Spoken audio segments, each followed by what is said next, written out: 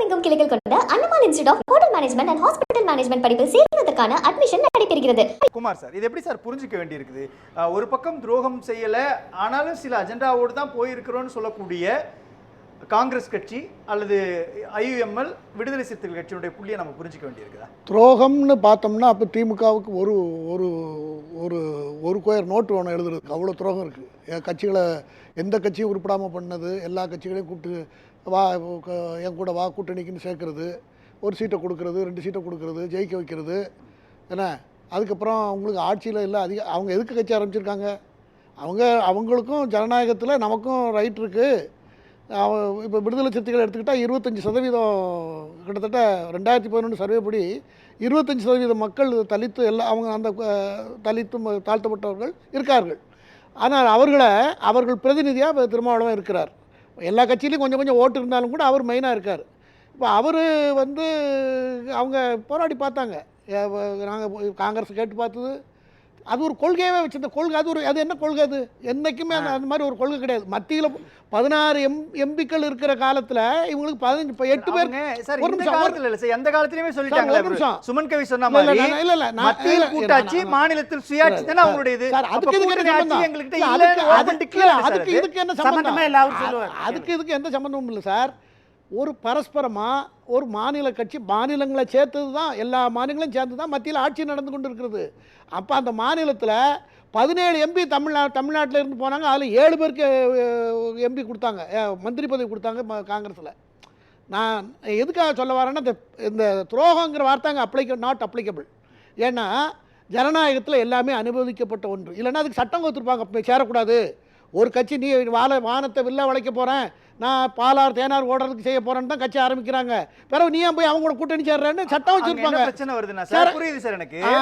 மே மாதம் 4ஆம் தேதி ரிசல்ட் வருது. 6ஆம் தேதி போய் நீங்க தாவேகாவோட சேர்றீங்க. 2 நாட்களுக்குள்ளேயே உங்களுக்கான அத்தனை உறவுகளும் முடிஞ்சிருக்கு. ஏறக்குறைய 11 தேர்தல்களாக இருந்த தோழமையை நீங்க முறிச்சிட்டு போயிட்டு 2 அமைச்சர் அவை வாங்குறீங்க அப்படின்னா சுயநலம் இல்லையா சார்? அது தார்மீகமான விமர்சனம் இல்லையா? என்னுடைய நண்பர், எனக்கு 30 வருஷமா நண்பர், அவர் சொல்றாரு ஹைகமாண்டுனார். ஹைகமாண்ட் இல்லை, ஹைகமாண்டை தாண்டின கமாண்ட், மிஷனரிஸுடைய இன்ஸ்ட்ரக்ஷன். அதனால தான் அவங்க சேர்ந்தாங்க. இவர்களே கேட்காமலே எல்லாம் சரண்டர் ஆகி நேராக சேர்ந்துட்டாங்க. 5 பேரும் சேர்ந்துட்டாங்க. அது காரணம் அதுதான். அது பின்னால் தெரியும். அடுத்த படம்லாம் அது வரும், அதை நம்ம பேசிக்கலாம். அது காங்கிரஸாலேயும் அது ஒன்றும் செய்ய முடியாது. காங்கிரஸ் சரின்னு எஸ்ன்னு தான் சொல்ல முடியும். அந்த மாதிரி ஒரு சூழ்நிலையில் அவங்க சேர்ந்துட்டாங்க. இப்போ திருமாவளவன் பொறுத்தவரையில் அவரை கேட்டார். விஜய் அவரை கேட்டார், வாட்ஸ்அப்பில் மெசேஜ் அனுப்பினார், நேராக போய் பார்த்தார். அதே போல் கம்யூனிஸ்ட் கட்சி அலுவலகத்துக்கு போனார். அதே போல் ஐயுஎம்எல் கொடுத்துட்டு ஆதரவு கொடுத்துட்டு நாங்கள் இல்லைன்னு விட்ரா பண்ணாங்க. இடையில முதல் நாள் 8ஆம் தேதி நினைக்கிறேன். அதுக்கப்புறம் தான் இப்போ தான் அது ஒர்க் அவுட் ஆகிருந்தது. அதுக்கப்புறம் அது ஒர்க் அவுட் ஆகிட்டுது. ஆக இது எல்லாமே நான் ஒன்றை மட்டும் புரிஞ்சுக்குங்க மிஸ்டர் ரீகன், அரசியல் கட்சிகள் அவங்களுக்கு என்ன நன்மையோ சட்டத்துக்கு உட்பட்டு அதை செயல்படுத்த முடியும். அவங்கவுங்க நன்மை தான் அங்கே முக்கியம். திமுகவுக்கு ஒரு நன்மை கூட இல்லை சார். அதானே சார் பிரச்சனைங்க சார்.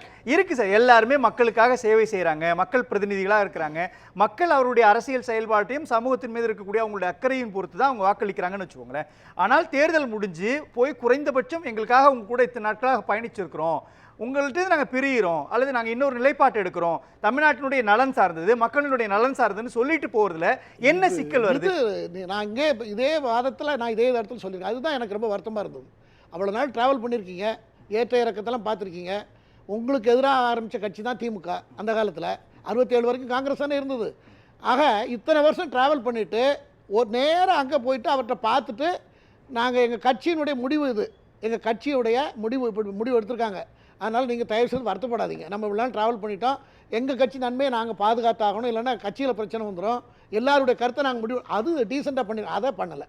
அது காங்கிரஸில் எல்லாத்துக்கும் வருத்தம். எல்லாரும் விவாதித்து பதவி மோகம் அது எப்படியோ இருக்கலாம். ஆனால் அமைச்சர் அது இல்லை, அதில் என்ன மக்கள் இது எப்படி சார் பார்ப்பாங்க? ஒன்றும் இல்லை சார், இன்னைக்கு இந்த தேர்தலில் தாவேகா எல்லாருக்கும் சேர்த்து ஒரு 4 அமைச்சரவை இடம் கொடுத்துட்டாங்க அப்படின்னா, அடுத்து திமுக ஒரு ஆஃபர் பண்ணுது, எங்களோட வந்தீங்கன்னா உங்களுக்கு அவங்களுடைய வாக்கு எண்ணிக்கை அடிப்படையில் அமைச்சர் பதவி கொடுக்குறோம் அல்லது வேற ஏதாவது பேரம் பண்ணுறோம் அப்படின்னா, பேரம் தான் ஒரு அரசியலுடைய முடிவை தீர்மானிக்கும் அப்படின்னா மக்களுடைய சக்தி அதை பார்த்துக்கிட்டு சும்மா இருக்கு.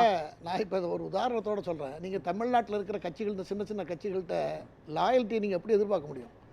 என்ன கட்டபொம்மன் வசனம் பேசுகிற மாதிரி நான் பேச முடியும் என்னால். எங்களோடு வயலுக்கு வந்தாயா, நாற்று நட்டாயா, களை பறித்தாயா, கஞ்சி கலையம் சுமந்தாயா, அங்கே கொஞ்சம் விளையாடும் பெண்களுக்கு மஞ்சள் அரைத்து பணிபுரிந்தாயா, மாமனா மச்சானா மானங்கட்டவனேன்னு வெள்ளைக்காரனை பார்த்து சிவாஜி வசனம் பேசுவார். அதை போல் இவங்க எல்லாம் பேசுனபடி நடக்கிறவங்களா அல்லது பேசுனபடி அதில் நிற்கிறவங்களா? அதெல்லாம் கிடையாது. அரசியல் ஜனநாயகத்தில் மக்களுக்காக செயல்படுற மொத்த செயலுக்கு தான் பேர் பாலிடிக்ஸ். அதில் அவங்களுக்கு என்ன, உனக்கு நான் தேவை இல்லை. திமுக மேல ஒரு அனுதாபம் வந்திருக்கு இல்லையா மக்கள்கிட்ட? என்னடா இவ்வளவு நாள் இருந்தாங்க, மக்களுக்கு அந்த அதிருப்தியும் அபிப்பிராயம் வராதா? அவங்க மக்கள் அது மேல கருத்து தெரிவிக்க மாட்டாங்களா சார்? மக்களுக்கு ஒரு பார்வை இருக்கும் இல்லையா? திமுகவிற்கு இனி அரசாங்கத்தை அமைக்கக்கூடிய வாய்ப்புகள் ரொம்ப ரொம்ப குறைவு. I am sorry. இல்ல சார், அரசாங்கமே வேணாம் சார். அடுத்த தேர்தல்ல சொல்றேன். இப்ப இந்த தேர்தல்ல ஒரு அனுதாபம் வந்திருக்கு. நான் மொத்த எதிர்காலத்தையும் சொல்றேன் சார். இனிமே எதிர்காலமே கிடையாது. கூட்டணி இல்லாம என்னைக்கு திமுக ஆட்சி வந்து ஜெயிச்சது? என்னைக்கு கவர்மெண்ட் அமைச்சிருக்கு? எல்லாம் ஃப்ரம் த பிகினிங். அது கூட்டணி இல்லாம அது நடக்காது. கூட்டணி தனியா போட்டா திமுக யாரும் ஓட்டு போட மாட்டாங்க. அதுதான் உண்மை. இது உண்மையான சமயம். நான் உண்மையை சொல்றேன். எனக்கு திமுக ஒன்றும் வெறுப்பு இல்லை. நான் ஒன்றும் எதுவும் எதிர்பார்க்கல. அவங்களும் நான் அவங்கள்ட்ட நான் ஒன்று அவங்க ஏதோ ஒன்று ரெண்டு செஞ்சுருக்காங்க, நான் அதையும் மறுக்கலை. ஆனால் திமுகவுடைய கான்செப்ட் இஸ் அது வந்து யாரும் ஏற்றுக்க முடியாது சார். ஒரு சிறு கட்சிகள் வந்து விஜய் ஒன்றும் இல்லை சார், ஒன்றும் இல்லை, கொஞ்சம் ரெண்டு செகண்ட் சொல்லுங்க. விஜய் 2.5 வருஷம் தான் ஆச்சு கட்சி ஆரம்பிக்கிற அன்றைக்கே சொன்னார், யார் வேணாலும் வாங்க, நாங்கள் பங்கு பெறுங்க, ஆட்சியில் அதிகாரத்தில் பங்குதாரோன்னு சொன்னார். அதுக்கு ஒரு பின்னணி இருக்குங்கிறது வேறு விஷயம். ஆதரவு அர்ஜுனாவிலேருந்து போகணும். தொல் திருமாவளவன் மூலமாக வந்ததெல்லாம் நம்ம பிரகாஷ் அவர்கள் தெளிவாக சொல்லிவிட்டார்கள். ஆகையினால் நான் சொல்ல வர்றது என்னவென்றால், ஒரு கட்சியை கூட சேர்த்து வச்சு எடுத்துக்கிட்டு இருக்கீங்க. அந்த கட்சியில் ஒரு மந்திரி பதவி கொடுத்தா உங்களுக்கு என்ன குறைஞ்சு போயிடும்? அது எல்லாத்தையும் விடுங்க சார். இந்த எண்ணம் இல்ல, அந்த எண்ணம் இல்லாதனால எல்லாரும் இல்ல, அந்த எண்ணம் இல்லாதனால திமுக சந்திக்காத வெற்றியும் கிடையாது, திமுக சந்திக்காத தோல்வியும் கிடையாது. 2011 எதிர்க்கட்சி அந்தஸ்து கூட இல்ல திமுகவுக்கு. ஆனால் 2021 திமுக ஆட்சியை கைப்பற்றுது. எமர்ஜென்சி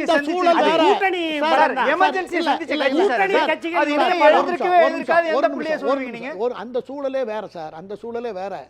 நான் உங்களுக்கு நல்ல ஞாபகம் இருக்கும், உங்க ப்ரோக்ராம்ல தான் நிறைய பேசியிருக்கேன். விஜய் வந்து கட்சி ஆரம்பித்திருக்கிறார், ஊழலுக்கு எதிராக குரல் கொடுக்கிறார், ஊழலை ஒழிப்பேன்னு சொல்றார், நானும் ஊழல் செய்ய மாட்டேன்னு சொல்றார், மற்றவங்களும் செய்ய விட மாட்டேன்னு சொல்றார். இவங்க அட்லீஸ்ட் இப்போவாவது ஒரு 10 நாள் தான் இருந்தது தேர்தல் வர்றதுக்கு, இப்போவாவது ஒரு கிளாஸ் அவங்க 500-600 கிளாஸ் போட்டிருக்காங்க இல்லையா தேர்தல் மேனிஃபெஸ்டோவில். அதில் ஒரு கிளாஸ் நாங்கள் ஊழல் நடக்கிறதுக்கு எங்களுக்கும் கஷ்டமாக தான் இருக்குது, உடனே தடுக்க முடியல, அதை நாங்கள் தடுக்கிறதுக்கு சிறப்பான ஏற்பாடுகள் எதையாவது செய்கிறதுக்கு திட்டம் வகுப்போன்னு ஒரு வார்த்தையை போடுங்க. எடப்பாடி பழனிசாமிக்கு சொன்னா, ஸ்டாலினுக்கு சொன்னா, இவங்க கண்டுக்கிட்டாங்களா? அப்போ ஏற்கனவே நடந்தது ஊழலை பத்தி பேசுறீங்கல்ல, ஆனால் வெற்றிக்காக கூட நின்ன ஒரு கட்சிக்கு துரோகம் பண்ணிட்டு இன்னொரு கட்சி கிட்ட போய் அமைச்சரவையில் இடம் வாங்குறீங்கன்றது சரியான பார்வையா? கிடையாது. அரசியல் அந்த பாலிசியே கிடையாது. அரசியல் அதுவும் ஜனநாயகத்தில், ஒட்டுமொத்த ஜனநாயகத்தில் உலகம் முழுக்க அனுமதிக்கப்பட்ட ஒன்று. கேரளாவில் அந்த சூழ்நிலைக்கு தகுந்த மாதிரி, ஏன்னா அது அரசியல் கட்சி என்பது பல்வேறு கருத்துகள், கொள்கைகள் அடிப்படையில் அந்த கருத்தை ஒரு கருத்தாக உருவாக்கி அந்த கருத்தை அத்தனை பேரும் ஏற்றுக்கொள்ள வைத்து அதை மக்கள்கிட்ட சொல்லி ஓட்டை பெற்று அரசாங்கத்தை அமைக்கிற ஒரு ஃபார்ம் தான் அரசியல் கட்சி. ஆக அந்த அரசியல் கட்சி அந்தந்த சூழ்நிலையில் எந்த முடிவு எடுக்கிறதுக்கும் திமுகவுக்கும் அதே அதிகாரம் இருக்குது, பாஜகவுக்கும் அதே அதிகாரம் இருக்கிறது, காங்கிரஸுக்கும் அதே எல்லா கட்சிகளுக்கும் அந்த அதிகாரம் இருக்குது. அந்த முடிவுகளை எடுக்கிறதுக்கு தான் அது அனுமதிக்கப்பட்டிருக்கிறது. இல்லைனா கட்சி தாவல் தடை சட்டம், ஆன்டி டிஃபெக்ஷன் லா இங்கே வருது, அரசியல் கட்சிகள் இப்படி சேரக்கூடாதுன்னு ஒரு வரி போட முடியாதா சட்டத்தில்? எப்படி வரும்? அதனால தான் அது அப்படி இல்லை.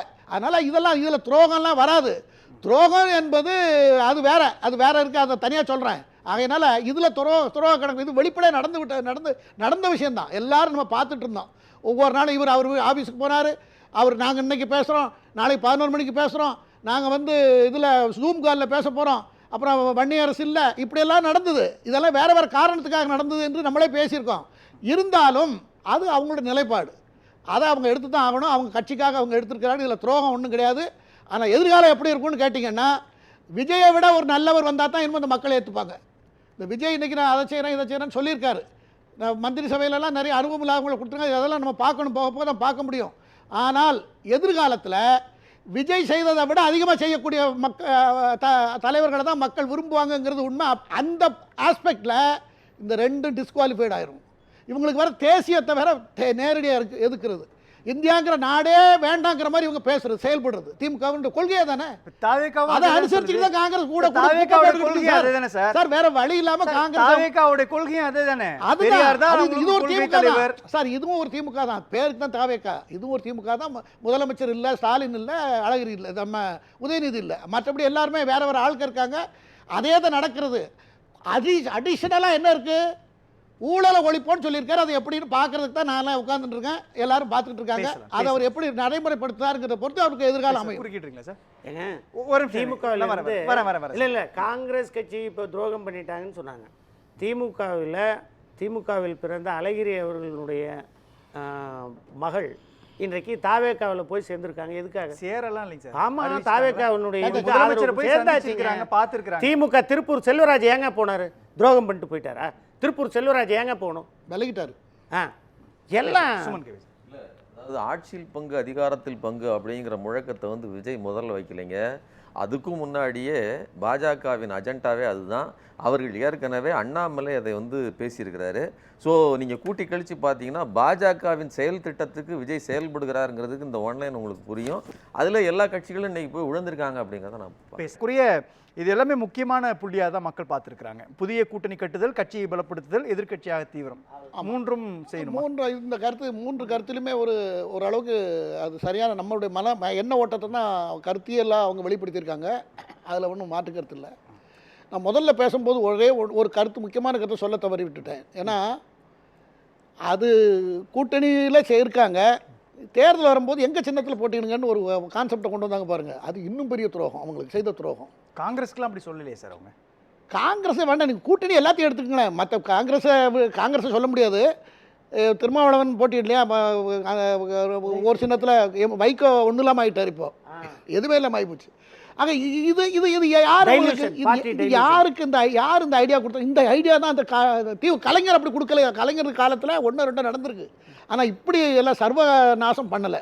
ஒரு கட்சி அவருக்கு ஆரம்பித்து அவருக்கு ஒரு அமைப்பை ஏற்படுத்தி தொண்டர்களை உருவாக்கி வச்சுருந்தா நீ ஏன் சின்னத்தில் போட்டிடுன்னு சொல்கிறது அது அவங்களுக்கு பெரிய வருத்தம். ஏன்ட்ட நான் நிறைய பேர்ட்ட பேசினதுனால அங்கே உள்ள குமரால் எங்களுக்கு வேறு வழி இல்லை, நாங்கள் அவங்களோட ஒட்டிக்கிட்டு இருந்தோம் தான் சொல்லியிருக்காங்க. ஆகையினால இதை போன்ற சில தவறுகள். ரெண்டாவது, புடிவாதமாக நீதி கட்சி காலத்தில் உள்ள கொள்கையை இன்னும் வச்சு நிலைநாட்டுறதுக்கு துடிக்கிறது.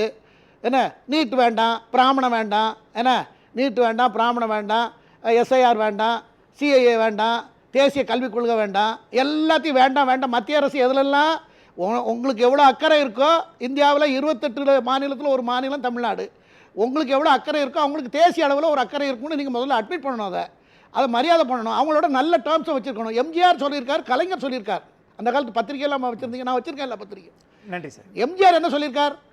மத்திய அரசை பகைத்து கொண்டு நம்ம எந்த காரியத்தை செயல்படுத்த முடியாது அப்படின்னு அவர் சொல்லியிருக்கார். அதை கண்டுபிடிச்சிட்டு சொல்லியிருக்காரு. ஆக அந்த மாதிரி ஒரு நுட்பத்தோட எல்லாரும் மக்களுக்கு சேவை செய்கிறோங்கிற எண்ணத்தை மனதில் வைத்துக்கொண்டு தன்னுடைய அதிகாரத்தையும் ஆட்சியையும் தக்க வைத்துக்கொண்டு மக்கள் செல்வாக்கையும் பெற்றுக்கொண்டு மத்திய அரசோடு நல்லுறவையும் வைத்துக்கொண்டு ஆட்சி நடக்கவே இல்லை திரு ஸ்டாலின் அவர்கள்.